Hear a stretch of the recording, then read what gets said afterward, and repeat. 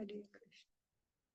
गुरवे गौरचन्द्राय राधिकाय तदालये कृष्णाय कृष्णभक्ताय तद्भक्ताय नमो नमः।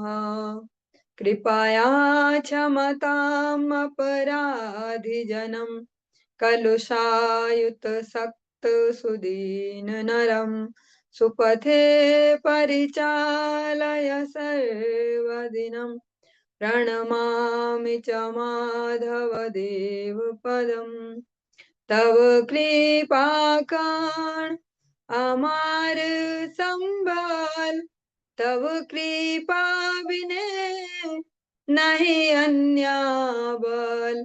कृपा कर प्रभु दिया चिदबल दास तोमा प्रणमाय दास तोमा प्रणमाय। सर्वप्रथम भगवान के अभिन्न प्रकाश विग्रह श्री गुरुपाद पद्म पूज्य पात्रंडी स्वामी अष्टोत्तर सत श्रीमद भक्ति प्रसाद विष्णु गोस्वामी गुरुदेव महाराज के पावन श्री चरण कमलों में असंख्य कोटि दंडवत ज्ञापित करते हुए उनकी अहेतुकी कृपा प्रार्थना करती हूँ।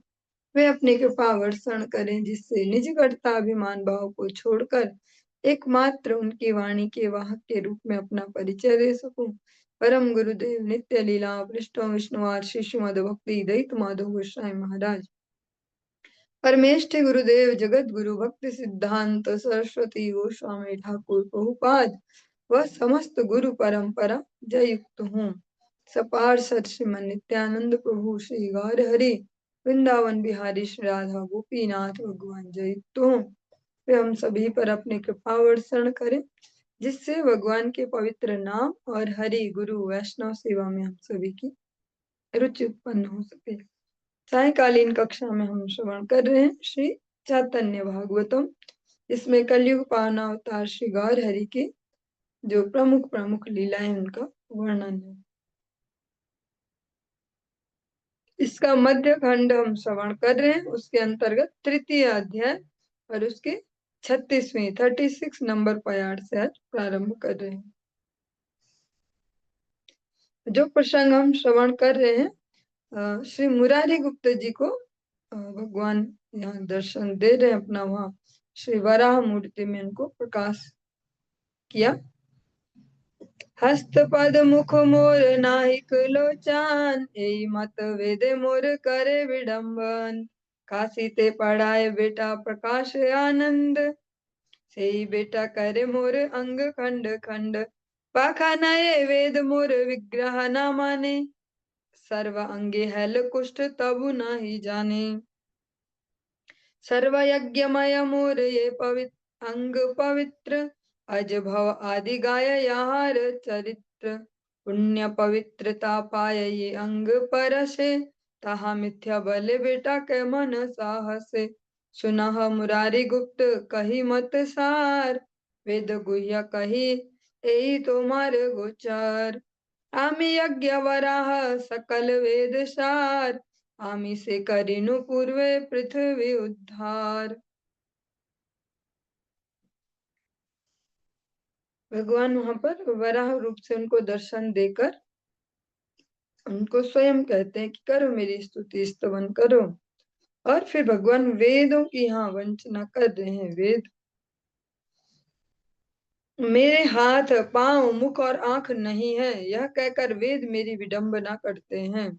वेदों का जो कुछ ऐसा हिस्सा है जहाँ इस प्रकार से कहते हैं निर्विशेष निर्गुण निराकार है ब्रह्म, ऐसा उस हिस्से की बात यहाँ भगवान कर रहे हैं कि ऐसा बोल के वेद भी मेरी विडंबना करते हैं, मतलब एक प्रकार से मेरा अपमान करते हैं कि मेरे हाथ पैर नहीं है मेरा मुख नहीं है ऐसा, जबकि वेद में ही ऐसा जो परम तत्व उनका वर्णन है कि उनके चंद्रमा मंश हो जाता, चक्षुषा सूर्य हो जाता, इस प्रकार से। पर कुछ हिस्सा ऐसा भी है जहाँ निर्विशेष निराकार ऐसा कहा जाता है, भगवान उसकी बात कर रहे हैं। काशी में बेटा प्रकाशानंद पढ़ाता है। काशी के एक प्रकाशानंद कह के एक सन्यासी हुए साधु, उनकी बात भगवान कह रहे हैं। पढ़ाता क्या है, मेरे शरीर के खंड खंड करता है। वह वेद की व्याख्या करता है परंतु मेरे विग्रह को नहीं मानता है।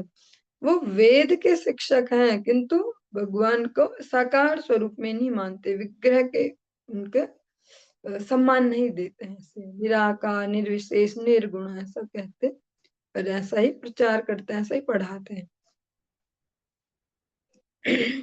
आगे श्री भगवान कहते हैं मुरारी गुप्त जी से, इसी से उसके समस्त अंगों में कोढ़ हो गया है, फिर भी उसकी आंखें नहीं खुलती हैं।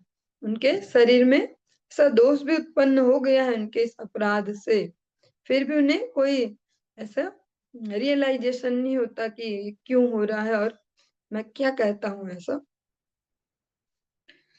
जो मेरे पवित्र अंग सर्व यज्ञमय हैं, जिनके चरित्र का ब्रह्मा शिवादि गान करते हैं, और जिन मेरे अंगों के स्पर्श से पुण्य और पवित्रता की प्राप्ति होती है, उन्हें वह बेटा जो वो सन्यासी है प्रकाशानंद मिथ्या कहने का साहस कैसे करता। अरे मुरारी गुप्त सुनो, मैं तुम्हें सार मत बताता हूँ। वेद में भी जो गुप्त है उसे मैं तुम्हारे सामने प्रत्यक्ष करता हूँ। मैं यज्ञ वराह सब वेदों का सार हूँ। मैंने ही पूर्व काल में पृथ्वी का उद्धार किया था। इस प्रसंग को अगर समझ पाए, बहुत ही सेंसिटिव है, जैसा बहुत लाइटली इसको समाज में लेते हैं और ज्यादा ऐसा नहीं दिया जाता कि भगवान निराकार है कि साकार है, ऐसा। पर कभी अगर जैसा भी श्रवण भी कर रहे हैं, भगवान बहुत स्ट्रिक्टली इस प्रसंग को लेते हैं कि निराकार निर्विशेष नहीं है ब्रह्म, जो सबको आकार दे रहा है उसका खुद का आकार क्यों नहीं होगा। ऐसे ही इस विषय में अगर विशेषता गुरु महाराज जी से श्रवण करे तो ये बहुत ज्यादा इस विषय में सेंसिटिव रहते हैं कि भगवान निराकार है या साकार है। ऐसा उनके तो प्रश्नों में भी सबसे हिट प्रश्नों में, 3 प्रश्नों में ये मुख्य है कि भगवान निराकार है कि साकार है। क्योंकि ये इतनी छोटी बात नहीं है कि निराकार कहना मीन्स राक्षसीपना। भगवान को निराकार जो करना चाहते हैं वो राक्षस गण है, वे बार बार ऐसा प्रयास करते हैं कि नारायण और नारायण के भक्तों का अस्तित्व मिट जाए। तो इतनी छोटी बात भी नहीं है नॉर्मली कह देने लायक कि भगवान निराकार है, क्योंकि बहुत सुंदर सुंदर ऐसे शास्त्र उनके श्री अंगों का वर्णन करते हैं। भगवान का कितना सुंदर स्वरूप, उनके चरण कमल, हस्त कमल, नेत्र कमल, ऐसे सारे शरीर का।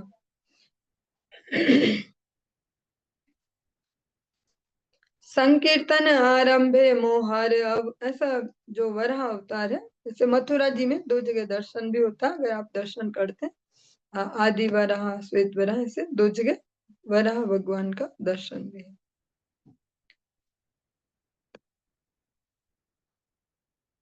संकीर्तन आरंभे मोहर अवतार, भक्त जन लागी दुष्ट करी मुसहार। सेवकेर द्रोह मुई सहिते न पारो, पुत्र यदि हय मोर तथापि संहरो। पुत्र काटे आपनार सेवक लागिया, मिथ्या नाही कही गुप्त सुनु मन दिया। ये काले करिनु मुई पृथ्वी उद्धार, हईल शितिर गर्भे परसे हमार। हईल नरक नामे पुत्र महाबल, आपने पुत्रेर धर्म कहिलु सकल। महाराज हईले न अमार नंदन, देव द्विज गुरु भक्त करे न पालन। दैव दोषे ताहर हईल दुष्ट संग, वाणीर संसर्गे हैल भक्त द्रोहे रंग। सेवकेर हिंसा मुई ना पारो सहिते, काटिनु आपन पुत्र सेवक राखीते। जन्मे जन्मे तुम्ही सेवी याछ मोरे, एतेक सकल तत्व कहिल तुम्हारे। सुनिया मुरारी गुप्त प्रभुर वचन, विबल हैया गुप्त करे न क्रंदन। जो प्रसंग हम श्रवण कर रहे हैं बहुत सेंसिटिव सा भी ऐसा संवेदनशील। श्री गौर हरि कहते हैं, मेरा यह अवतार संकीर्तन प्रचार के लिए हुआ है। मैं भक्त जनों की रक्षा के लिए दुष्टों का संहार करूंगा। अपने सेवक से द्रोह को मैं सहन नहीं कर सकता हूँ। वह द्रोही चाहे मेरा पुत्र ही क्यों न हो, उसे भी मैं मार डालता हूँ। और अब भगवान ऐसा एक उदाहरण दे रहे हैं कि अगर मेरा स्वयं का भी पुत्र हो, वो भक्तों से द्रोह करे, तो फिर भी मुझे उसमें सेकंड नहीं लगता ऐसा सोचने के लिए कि ओ है तो अपना ही, ऐसा ऐसा मैं उसको भी फिर मार डालता हूँ। उसका उदाहरण भगवान यहाँ दे रहे हैं, अपने सेवक के लिए मैं अपने पुत्र को भी मार देता हूँ। और ऐसा ही जो ये स्वभाव है, ऐसे ही भगवान के बहुत जो सेंसिटिव भक्त हैं, भगवत तुल्य ही जिनके आचरण है, भगवान से जिनका इतना घनिष्ठता है, उनमें भी ये फिर यही गुण भगवान वाला ही देखा जाता है कि अगर लगे कि भगवत सेवा के लिए ये अ, अनुकूल नहीं है तो ऐसा ऐसा एक पुरी के एक राजा हुए, उन्होंने अपने, अभी संख्या याद नहीं है, शायद 7 या 9 ऐसे, अभी एग्जैक्ट याद नहीं आ रही संख्या, उन्होंने अपने इतने पुत्रों को अपने ही हाथ से उनको मार दिया। क्यों मार दिया? क्योंकि उनके व्यवहारों से और उनके जो भी है हिसाब किताब, उनसे उनको लगा कि ये जो जगन्नाथ जी की सेवा के लिए सारी संपत्ति, इसको ये हड़प लेंगे और इसको खा पी के किनारे कर देंगे, ठाकुर जी की सेवा बाधित हो जाएगी, इसलिए उन्होंने अपने हाथों से अपने पुत्रों को वध कर दिया। इसको सामान्यतः देखें, जिस एज में और जिस समय में हम रह रहे हैं, तो यहाँ तो कितना अजीब सा लगेगा कि भक्त तो हो सकता है कोई ऐसा मर्डर ही कर दिया, बच्चों को ऐसे मार दिया सब। पर हम उस मेंटलिटी से भी समझ नहीं सकते, इसलिए सुन के आगे बढ़े। भगवान ऐसा ही कुछ यहाँ पर कह रहे हैं कि अगर मेरा पुत्र ही क्यों ना हो, पर भक्तों से द्रोह करे तब नहीं चलेगा। बाकी सारे पाप भगवान सह लेते हैं, हिरण्यकश्यप जो भी कर रहे थे भगवान सब देख ही रहे थे, सब सह रहे। प्रहलाद जी पे जहां बात आई तो वहां हिरण्यकश्यप का फिर उद्धार हो गया। मुरारी गुप्त, यह मैं मिथ्या नहीं कह रहा हूँ, ध्यान देकर सुनो। जिस समय मैंने पृथ्वी का उद्धार किया था, उस समय मेरे स्पर्श से पृथ्वी के गर्भ में नरकासुर आया। नरक नामक एक पुत्र, उससे नरक नाम का एक बड़ा बलवान पुत्र उत्पन्न हुआ। जैसे श्री हनुमान जी के लिए कहते हैं कि वे जब लंका से जा रहे हैं दहन करके, तो स्वेद की एक पसीने की एक बूंद गिरी, एक मत्स्य ने उसे धारण किया, उससे उनके पुत्र का जन्म हुआ। जबकि वे आजीवन ऐसे ब्रह्मचारी से भगवान ने पृथ्वी देवी को अपने दाढ़ों पे धारण किया, भगवान के स्पर्श से उनको नरक नामक पुत्र की प्राप्ति हुई। उस अपने पुत्र को मैंने धर्म का सब तत्व समझा दिया था। नरकासुर ऐसे भी नहीं है जैसा हम नॉर्मली नरकासुर नरकासुर ऐसे सुनते हैं। किसी को भी अचानक से हम ऐसे जज नहीं कर सकते, जैसे अजामिल अजामिल हम बोल लेते हैं नॉर्मली, अजामिल ऐसा पापी, पर वो हमसे कम पापी था ऐसा। मैंने अपने पुत्र को धर्म का सब तत्व समझा दिया था, मेरा पुत्र महाराज बन गया और वह देव द्विज गुरु और भक्तों का पालन करने लगा। परंतु दुर्भाग्यवश वह दुष्ट संग में पड़ गया, इसीलिए बहुत आवश्यक है, इसीलिए जोड़ देके जब हम यहाँ भक्ति में ऐसा कुछ अनुशासन दे कि ऐसा नहीं करना वैसा, तो ऐसा लगता है कि भक्तों की यहाँ बहुत रेस्ट्रिक्शन है। तो आज तो फिर बहुत सारी संस्थाएं हैं जो एक ही प्रोडक्ट को दे रही हैं, तो कभी इधर चले जाओ कभी उधर चले जाओ, जहां मौज मिले वहीं चले जाओ, एक जगह टिक नहीं रहेंगे, क्योंकि जहां भी एक जगह रहेंगे वह अनुशासन तो सुनना पड़ेगा। तो आजकल बहुत सारे ऑप्शन भी है भक्तों के, कभी इधर कभी उधर कभी उधर, जहां जहां मजा आए ऐसा। लेकिन ये अनुशासन अत्यंत आवश्यक है अगर हमें वास्तव में भक्ति करनी है। केवल हम यहाँ भी मौज मस्ती के लिए आ रहे हैं भक्ति में, तो वो अलग बात है, फिर तो अलग अलग जगह ही जाओ, जब जहाँ मजेदार है, जहाँ बढ़िया प्रोग्राम वहीं जाओ ऐसा। पर जिसको भी सिंसियरली समझना हो भक्ति को, उसको एक जगह आश्रय लेना ही पड़ता है, फिर वो एक माइंडसेट से उसको समझ पाएंगे, सीख पाएंगे। भक्ति का भी एक वो बन पाएगा ना, एक रिदम बन पाएगी कि किस रिदम से किस वे में हम भक्ति कर रहे हैं। ये तो मजा मार तो फिर सब जगह भटको भटको ऐसा, क्योंकि सही शिक्षा को फिर दृढ़ता से ही लेना होता है, फिर वो मजेदार नहीं रह पाएगा। अनुशासन तो टफ ही होता है, जैसा हम सभी ग्रस्त में सभी अपने बच्चों को अनुशासन देते हैं, या हमने भी लिया, तो मजा तो हमको भी नहीं आया अनुशासन में और न इनको आएगा। भगवान कह रहे मैंने उसको सब संस्कार भी दिए, सब सिखा दिया, वो बढ़िया भी हो गया ऐसा, लेकिन एक गड़बड़ हो गई, संगति गलत मिल गई। ऐसे भक्ति राज्य में इसीलिए कहा जाता है कि थोड़ा गलत संगति से बचे, अनावश्यक गपशप ना करें, थोड़ा ऐसा थोड़ा वैसा, सब इसलिए। बाणासुर के दुष्ट संग से उस पर भक्त द्रोह का रंग चढ़ गया, बाणासुर की उसे संगति मिल गई, उसे दिमाग खराब हो गया। बाणासुर भी अपने लेवल का तपस्वी है भैया, शिव जी को जो प्रसन्न कर ले ऐसा, लेकिन जो उसका तमोगुण है, जो भक्तों के प्रति द्रोह है, वो रंग नरक पे भी चढ़ा और उसका नाम हो गया नरकासुर। क्योंकि इनके नाम नहीं है ये जो असुर असुर बोलते हैं, बाणासुर का नाम बाण है, बाणासुर नहीं बाण। ऐसे नरकासुर का नाम है नरक, पर वो असुर जुड़ गया उसकी जो एक्टिविटी है उनकी वजह से। परंतु मैं तो अपने सेवकों के प्रति हिंसा सहन नहीं कर सकता, पर मेरे भक्तों का कोई द्रोह करे तो वो बिल्कुल टॉलरेट नहीं होगा। बाकी सब हो जाएगा, मुझे गालियां बको, कुछ करो कुछ करो, पर मेरे भक्तों को तंग किया तब सहन नहीं होगा। इसी से अपने सेवकों की रक्षा के लिए मैंने पुत्र नरकासुर को मार डाला। तुमने जन्म जन्म में मेरी सेवा की है, इसी कारण मैंने यह सब तत्व तुम्हें कह सुनाया है। प्रभु के वचनों को सुनकर मुरारी गुप्त आनंद में विवल होकर रोने लगे। मुरारी गुप्त जी ने जब ये प्रसंग सुना भगवान के मुख से, वे आनंद में विवल हुए और रुदन करने लगे। आनंद के अश्रु निकल रहे, कोई भौतिक कष्ट के, भौतिक क्लेश के नहीं।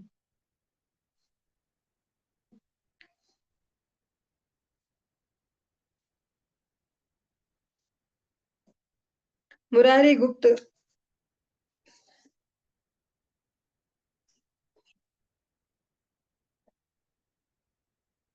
मुरारी सहित गौर चंद्र जय जय, जय यज्ञ वराह सेवक रक्षामय। ए मत सर्व सेवा केरे घरे घरे, कृपाया ठाकुर जनाए न अपनारे। चिनिया सकल भृत्य प्रभु आपनार, परानंदमय चित्त हईल सवार। पाषंडीर आर के हा भय नाही करे, हाटे घाटे सबे कृष्ण गाया उच्च स्वरे। प्रभु संगे मिलिया सकल भक्तगण, महानंदे अहर्निश कराए कीर्तन। मिलिला सकल भक्त वह नित्यानंद, भाई ना देखिया बड़ दुखी और चंद्र। निरंतर नित्यानंद स्मरे विश्वम्भर, जानी लेन नित्यानंद अनंत ईश्वर। प्रसंगे सुनह नित्यानंदेर आख्यान, सूत्र रूपे जन्म कर्म किछु कही तान। राढ़ देश एक चाका नामे आछे ग्राम, यही जन्मी लेन नित्यानंद भगवान। मौडेश्वर नामे देव आछे कत दूरे, यारे पूजी आछे नित्यानंद हल धरे।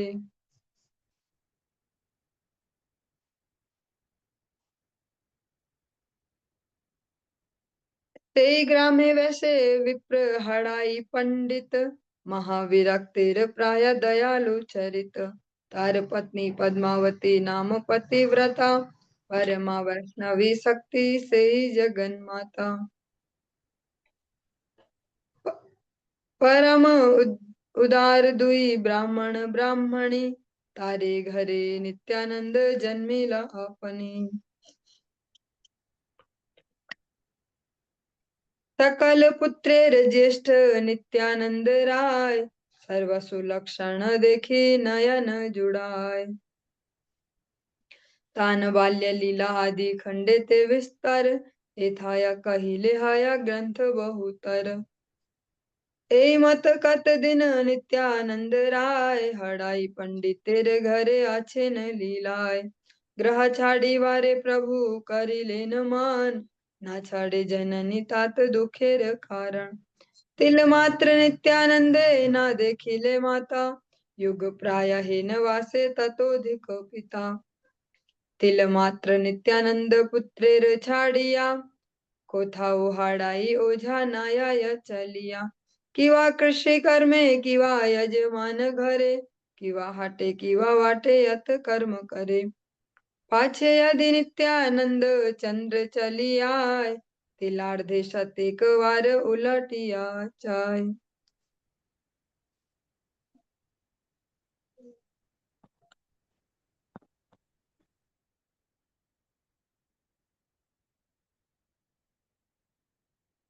धरिया धरिहा पुनः आलिंगन करे, न नीर पुतलिए न मिलाय शरीरे।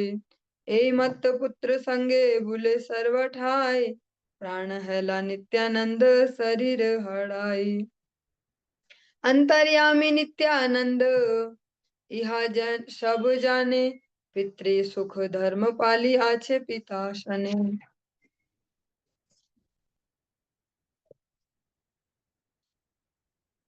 मुरारी गुप्त के साथ श्री गौर चंद्र की जय हो, जय हो। सेवकों की रक्षा करना ही जिनका धर्म है, उन यज्ञ वराह भगवान की जय हो। इस प्रकार प्रभु श्री गौर चंद्र सब सेवकों के घर घर जाकर कृपा पूर्वक अपने स्वरूप को प्रकट करने लगे। सेवकों के हृदय भी अपने प्रभु को पहचान कर परमानंद से पूर्ण हो गए। अब तो कोई भी भक्त पाखंडियों का भय नहीं करते थे।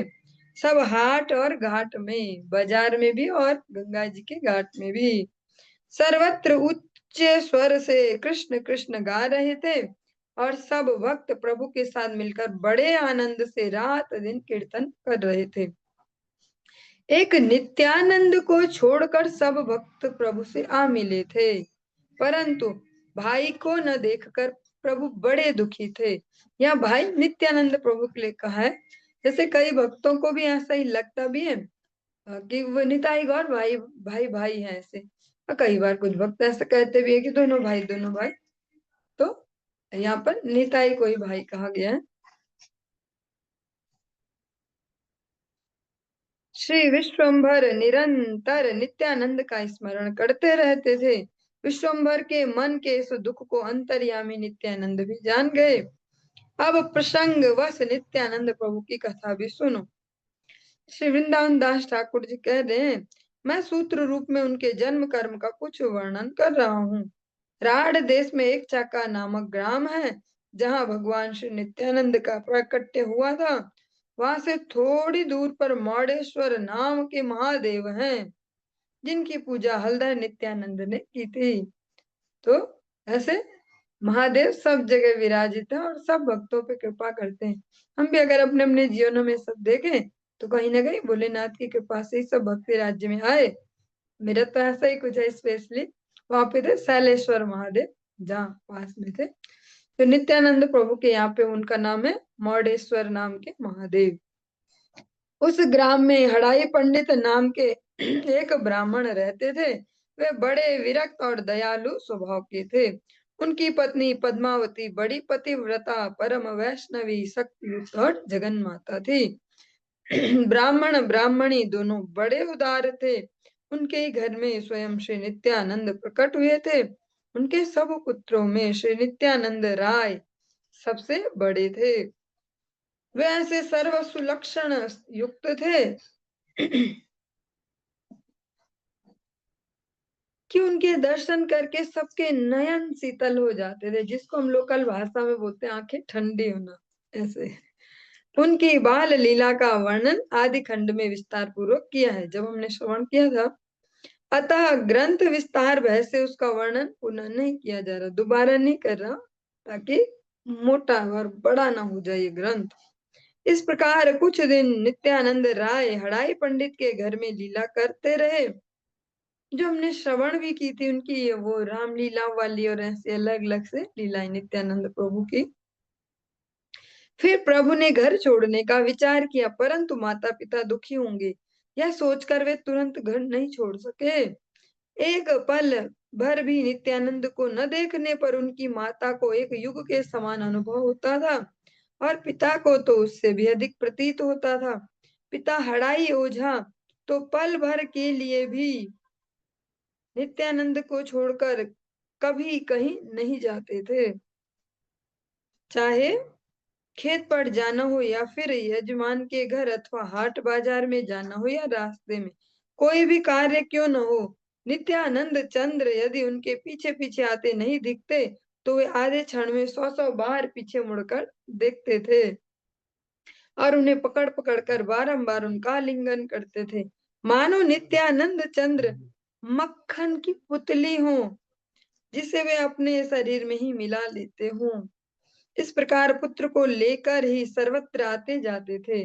जैसा अब तो मुश्किल है ऐसा देख पाना, पर जब हम छोटे छोटे थे तब होता था ऐसे, दादी नानी के साथ घूमते रहते थे बच्चे, जहीं जाए वहीं घूमो, वहीं साथ साथ पूंछ बन के, वैसा ही। तात्पर्य यह है कि नित्यानंद हड़ाई पंडित के शरीर के प्राण ही बन गए थे। अंतर्यामी नित्यानंद यह सब जानते थे। अतः पिता को सुख पहुंचाना जो पुत्र का धर्म है, उसे पालन करते हुए वे सदा पिता के साथ ही रहते थे।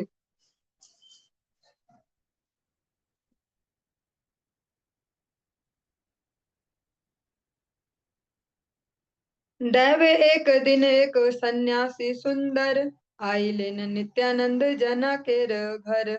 नित्यानंद पिता ताने भिक्षा कराइया, राखी लेन परम आनंद युक्त हैया। सर्वरात्रि नित्यानंद पिता तार संगे, आछि लेन कृष्ण कथा कथन प्रसंगे।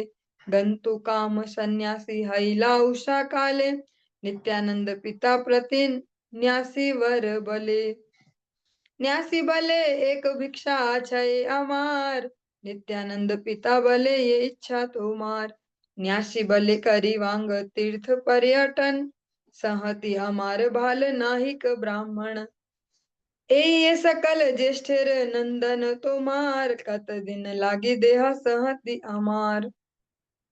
प्राण अतिरिक्त आमी देखे व उहाने, सर्व तीर्थ देखी बेन विविध विधाने। सुनिया संन्यास सुनिया न्यासीर वाक्य शुद्ध विप्रवार, मने मने चित्ते बड़ हईया कातर। प्राण भिक्षा करी लेन अमार सन्यासी, ना दिले ओ सर्वनाश हया हे नवासी। भिक्षु केर पूर्वे महापुरुष सकाल, प्राणदान दिया छेन करिया मंगल। रामचंद्र पुत्र दशरथेर जीवान, पूर्वे विश्वामित्र ताने करी रायाचन। यद्यपि ह राम बिने राजा नाही जिए, तथापि दिलेन एई पुराणे ते कहे। सेता वृतांत आजी हईल हमारे, दैवे से ए धर्म संकटे, कृष्ण रक्षा कर मोरे। दैवे से ई वस्तु केने नहीं वशे मति, अन्यथा लक्ष्मण केने गृहे ते उत्पत्ति। भाविया चलीला विप्र ब्राह्मण स्थाने, अनुपूर्वे कहिलेन सब विवरणे। सुनिया बलिला पतिव्रत जगन माता, ये तुम्हारे इच्छा प्रभु से ही मोर कथा।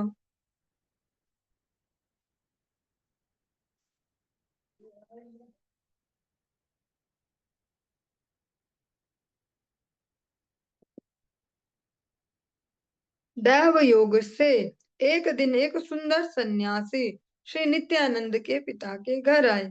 श्री नित्यानंद के पिता ने उनको भिक्षा कराकर में प्रसाद पवा के अपने यहाँ बड़े आदर से ठहराया, और सारी रात श्री कृष्ण कथा कहते सुनते हुए ही उन्हें वे उनके ही पास बड़े आनंद से रहे। प्रातः काल सन्यासी जाने के लिए तैयार हुए तो नित्यानंद के पिता से बोले, मेरी एक भिक्षा है। नित्यानंद के पिता ने कहा, जैसी आपकी इच्छा। सन्यासी ने कहा, मेरे मन में तीर्थ भ्रमण का विचार है, परंतु मेरे साथ में कोई अच्छा सा ब्राह्मण नहीं है। यह जो आपका सबसे बड़ा पुत्र है, इसे कुछ दिन के लिए मेरे साथ जाने के लिए दे दे। मैं अपने प्राणों से भी अधिक इसकी देखभाल करूंगा, और नाना प्रकार के सब तीर्थों के दर्शन भी इसको हो जाएंगे। सन्यासी के वचनों को सुनकर शुद्ध हृदय वाले विप्रवर बड़े दुखी हुए और मन ही मन सोचने लगे कि सन्यासी ने पुत्र की नहीं, मेरे प्राणों की भिक्षा मांगी है।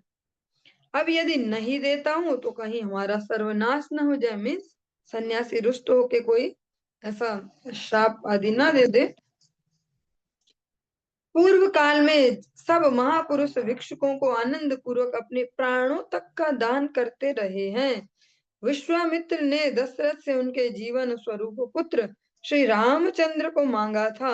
यद्यपि श्री राम के बिना राजा दशरथ जीवित नहीं रह सकते थे, तथापि उन्होंने पुत्र को दे दिया, ऐसा ही तो पुराण कहते हैं। वैसा ही प्रसंग आज मेरे सामने भी आ गया है।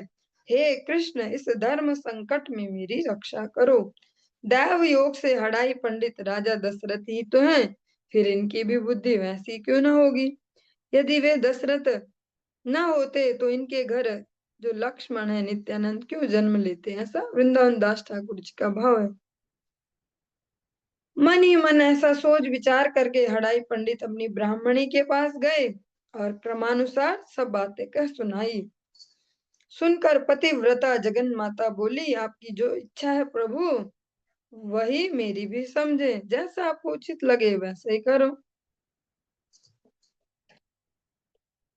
चलिए, आज के इस प्रसंग को यहीं पे विश्राम देंगे। इस पे आगे हम कल श्रवण करेंगे।